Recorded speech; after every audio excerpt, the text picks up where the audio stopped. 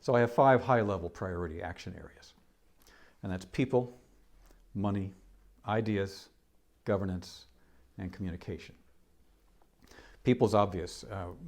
We all know that we've had a little of a rough road during 2023, and so it's important that the people side of GWPO here at the Secretariat and reaching out to the regions is not just stable but solid, and building a culture of great commitment, professionalism, integrity of the kind that I was talking about that I encounter here. So I'm really putting my focus on people first, and the culture of work, and also how much we're working. Here at the Secretariat, we're fewer people. So we're doing 2 things. We need to prioritize hard, but we're also reaching out and decentralizing some of the work that has been done in Stockholm more and more to the regional level. So that's people. Goes together with 2, money, and that just means solidifying our financing relationships and looking for new opportunities both to get program and project funding, but also solidifying the argument for the core support that we have been accustomed to receiving. That's also a critical piece of the puzzle. 3 is ideas. And this institution was founded on one big idea called IWRM.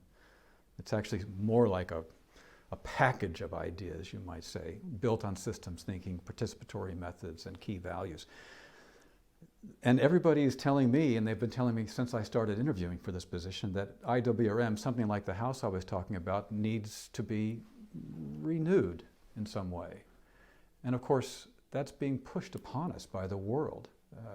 IWRM was designed in a world that didn't quite have the same awareness of climate change that we have now, for example.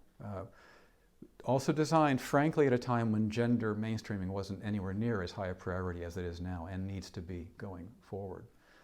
Also designed at a time when the artificial intelligence revolution was, not even the internet was really on the horizon then. We're 2 revolutions into a digital revolution that affects the water world dramatically.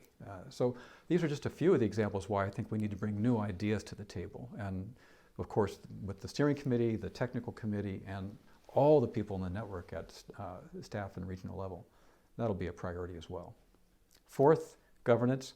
The steering committee is moving very briskly to take decisions on some restructuring suggestions that have been made by an external review.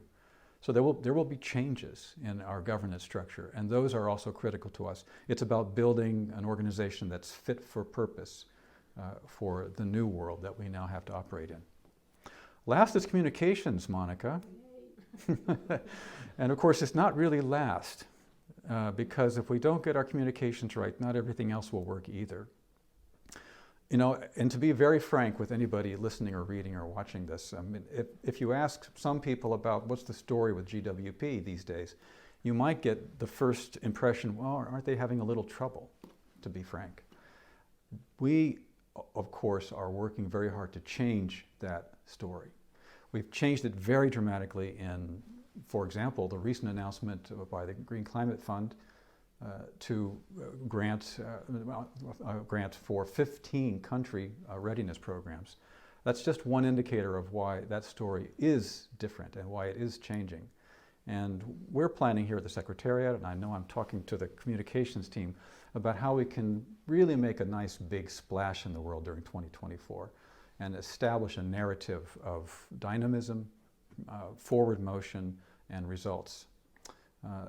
That, of course, will circle us back around to increase the engagement with our sponsoring partners, with our partners around the world, with our funders, which then, of course, will then lead to a stronger organizational, financial, and intellectual base for the work that we do.